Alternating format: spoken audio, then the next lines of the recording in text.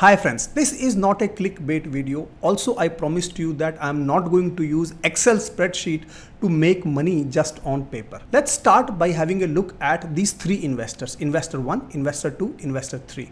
All the three investors invest 25,000 rupees per month.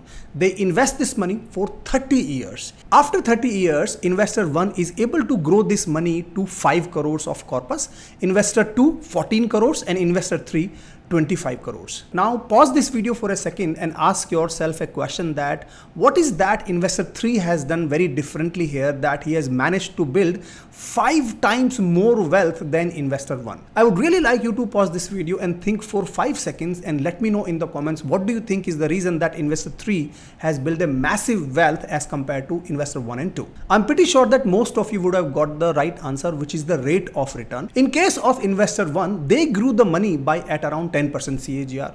Investor 2 grew their money by around 15% CAGR and investor 3 grew their money at 18% CAGR. Now take this argument one step further and tell me what will it take for investor 3 to generate 18% CAGR returns, which is almost 8% more than the investor 1. So in this video, I am going to share with you 5 critical strategies, all backed by a lot of data that will help you understand what makes investors generate alpha as compared to normal average investors. Now, by no means I am claiming that I have built a portfolio of 25 crores, but I have built a significant portfolio for myself and I am practically implementing these strategies. So this video is going to be full of practical learnings.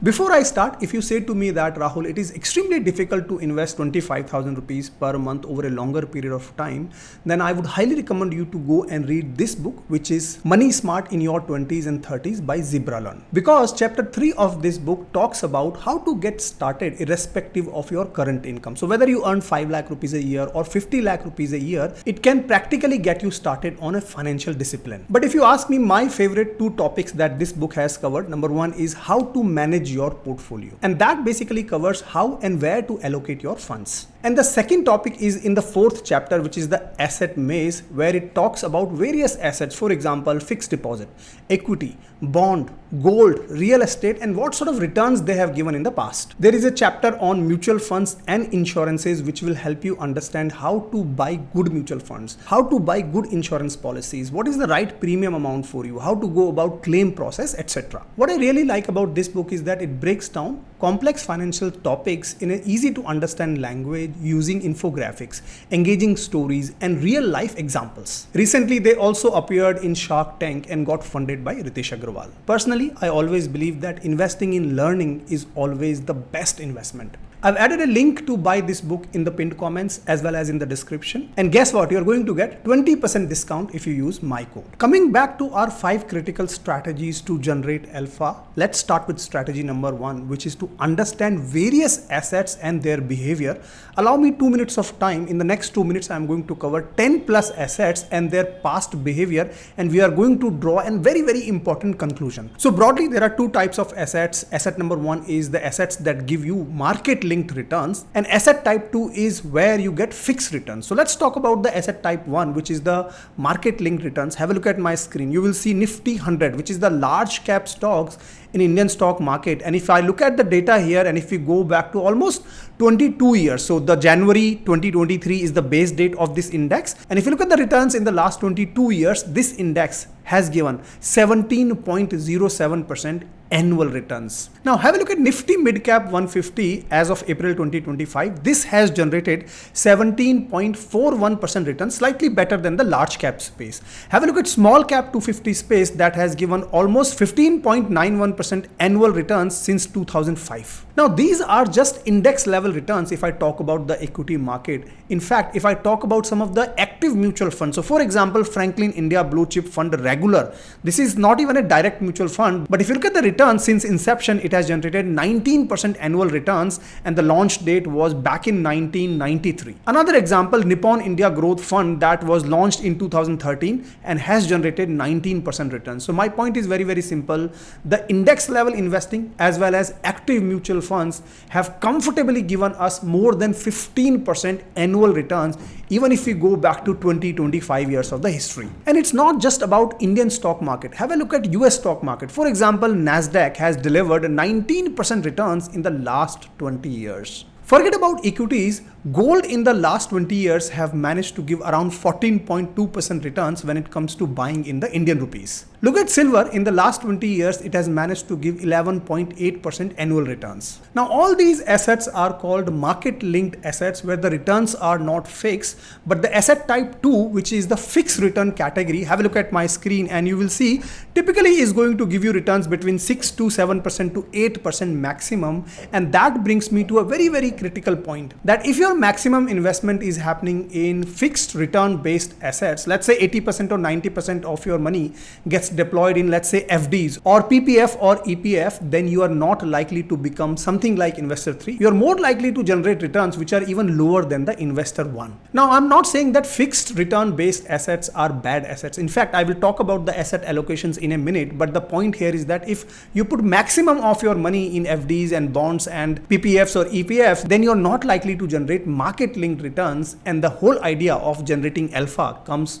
from investing your money into market linked assets. Now, the natural question is that which assets out of these assets should we look at including in our portfolio for the next 20 years or so? And the honest answer is that nobody can tell you which assets are likely to give you the best returns in the next 20 years, but we are going to follow a strategy that is very, very important. And this brings me to critical strategy number 2, which is buy the dip. Have a look at this chart, very, very powerful data point. If you see that Sensex from 1980s up until 2025, every single year during the year, which is the intra year, has fallen. If you see, almost by average 20%. Have a look at 2008, fell by 60%. 2020 fell by 38%. Every single year, almost every single year, it has fallen by average 20% during the year. This is what is happening with Sensex in the last 30 odd years. If I show this data in another format, you will note that out of the 45 calendar years, 89% of years experienced a drawdown of 10% or worse. And despite these intra-year falls, what you note here is that the Sensex has closed with positive returns 3 out of 4 years. Meaning 36 out of 45 calendar years, Sensex ended with positive returns. Now you will say that, Rahul, this only happens in the stock market.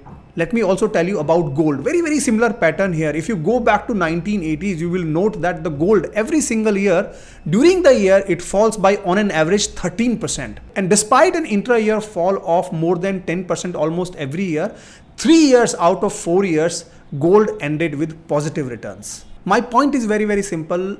Almost all market linked assets will correct every single year by on an average 10%, 15%, 20%. We have seen this with gold, we have seen this with Sensex, and that brings me to the strategy that one could follow to generate alpha, which is buy the dip. Remember, we talked about the 25,000 rupees per month investment. Whatever amount you go with, what you can do is every month you can park this money into fixed return assets, which are, let's say, FDs or liquid funds or debt mutual funds. And whenever an asset that you like falls by, let's say, 10%, 15%, you deposit your money into that asset when that asset has corrected by almost 10 to 15%. By using this simple strategy, you will be able to generate alpha over many other investors, because what you are doing is you're buying assets when they are at cheap price. Now you may ask this natural question that, Rahul, which assets you should consider right now? Is it Indian stock market, US stock market, gold, silver, Bitcoin? There are so many options out there. And this brings me to my critical strategy number 3,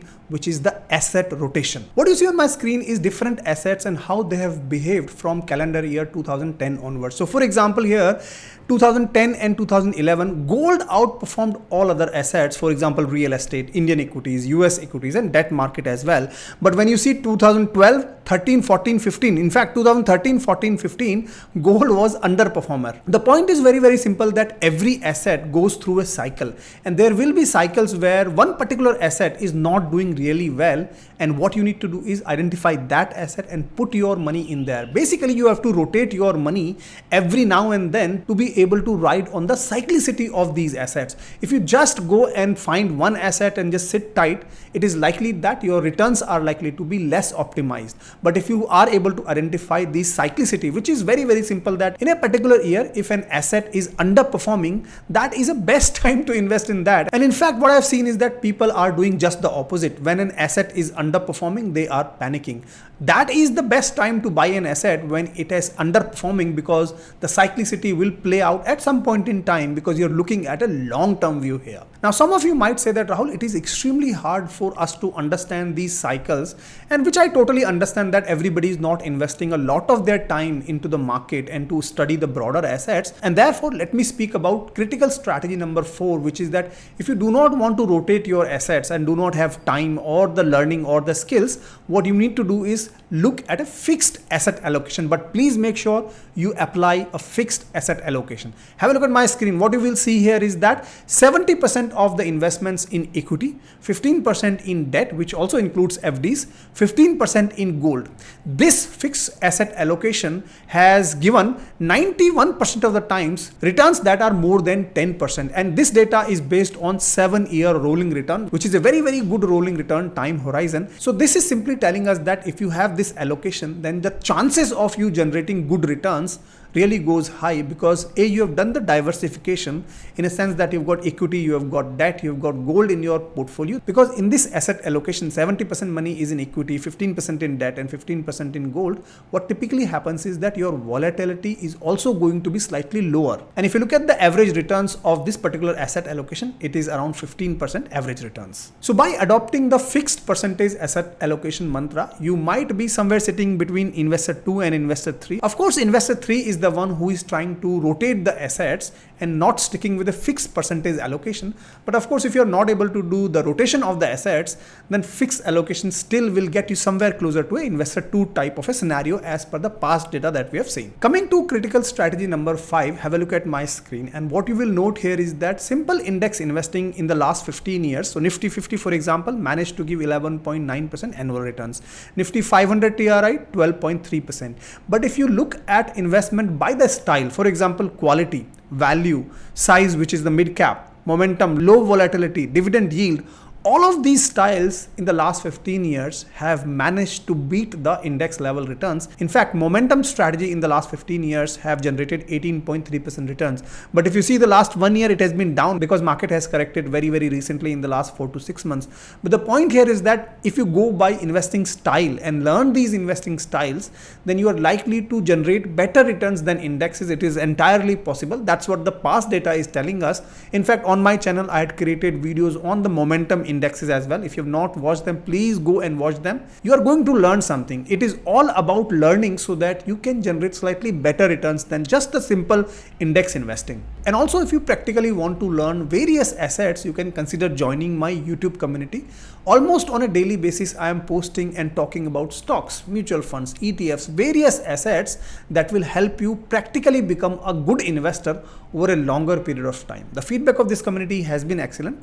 Go to my channel, find the join button and be my guest. So far I've talked about these 5 strategies that I'm practically implementing in my portfolio as well. I would like to know from you, out of these investor 1, 2, 3, which investor you aspire to become. Let me know in the comments, and also share any strategies that you are following in managing your own portfolio. Let's learn from each other as well. One more point I want to add here is that people will say that, Rahul, you talked about these 5 crores, 14 crores, 25 crores, but you never considered the impact of inflation here. What will be the value of 5 crores 30 years down the line, etc., etc. All I have to say for this is that 25,000 rupees per month investing for 30 years is also, I've kept it very constant. Of course, your income, your salary is likely to grow over the period of time. Therefore, this 25,000 cannot really remain constant. I am hoping that you can invest more than that. And if you do not know where to start in terms of your financial discipline, I would highly recommend you to read this book, Smart Money in 20s and 30s by Zebralearn. If you want to get 20% discount, use my link. The link is in the description and in the pinned comments. With that, if you like this video, give it a thumbs up and let me know in the comments a simple thank you. It motivates me to bring such content for you at zero cost. With that,